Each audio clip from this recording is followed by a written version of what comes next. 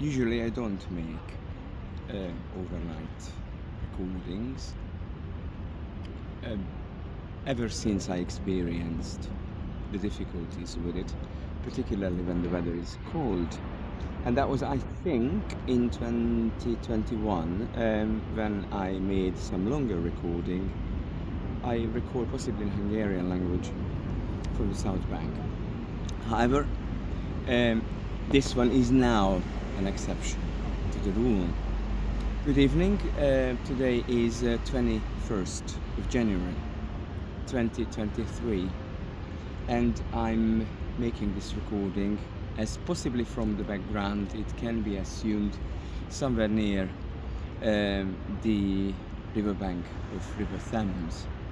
Actually, as we're just walking past in between the buildings next to the Ministry of Defense, opposite side of that street, which is, I think, the Horse Parade Avenue, but I'm not 100% sure. That particular street or road that is at right angle with the embankment and the River Thames. So as I was walking between the two buildings, I've noticed that the building, which is like a huge palace, in front of, on the opposite side of the Ministry of Defense, um, lights were up inside, and clearly from the bollards it can be told easily that it's still being renovated or refurbished, the entire building. So I could see all these huge crystal chandeliers, all these carved wooden bookcases and furniture, huge, very eloquent, very sophisticated. And I was thinking for a moment, this also shows that we've got something deeply and most worryingly wrong when it comes to time. We don't burn down these buildings. We don't demolish them because they're old. We, particularly these days, try and find value in them. If they're not slum, if they contribute to what we call our culture or identity, let that be individual or national identity, then we cherish them and treasure them, look after them, and moreover can show to the world, so even generating income from it.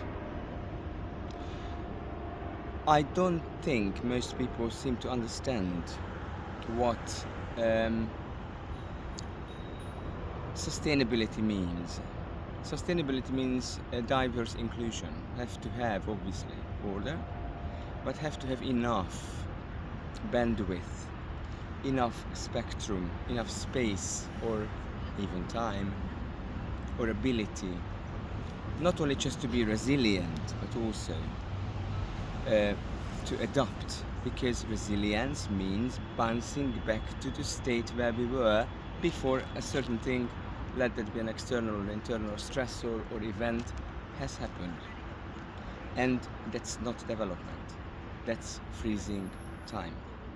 Interestingly enough, when there is a new idea coming into fashion, and I met yesterday with a dear friend Gordon, and had a brief chat about this, how as fascinating I do find that in my own profession, which is nursing, intensive care nursing, but even in perioperative medicine, which I haven't spent that much time of, in the past 3 decades I was, as a state-registered frontline healthcare worker.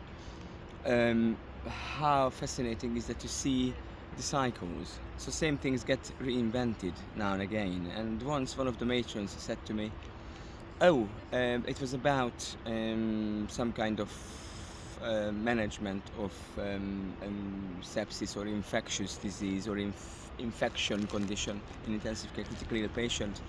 And one of the matrons said to me, just have a look at the age of the microbiologist.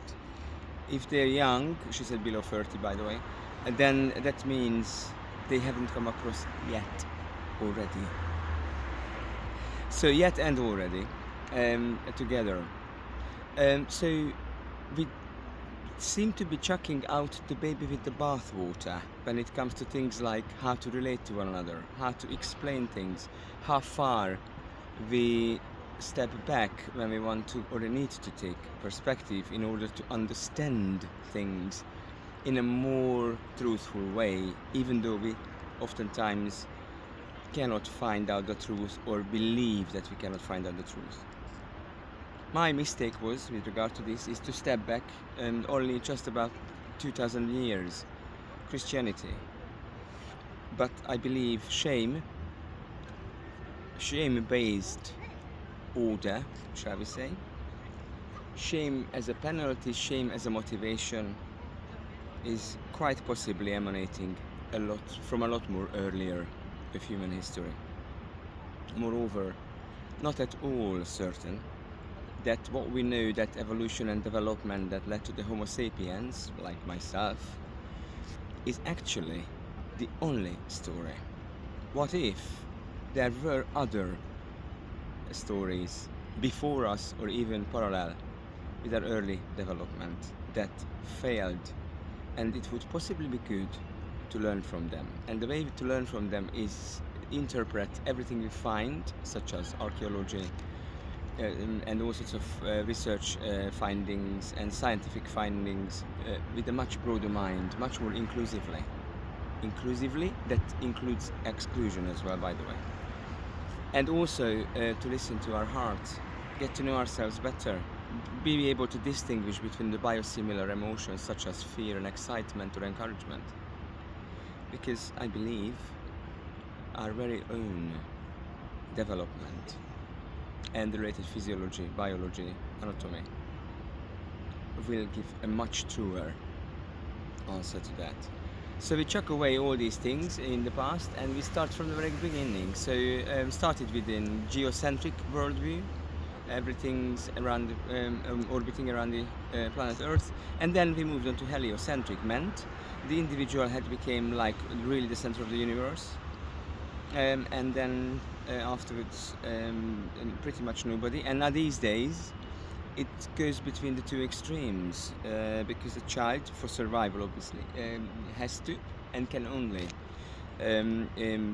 consider themselves as the center of the universe. Everything is a question of death or life, and only has two tools when arrives on planet Earth. One of them is crying, the other one is smiling, to draw and maintain or keep the attention of the caretaker and express themselves.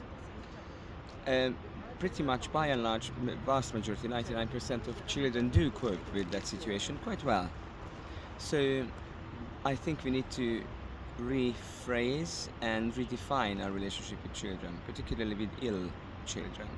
What if their illness is not entirely just happening to them?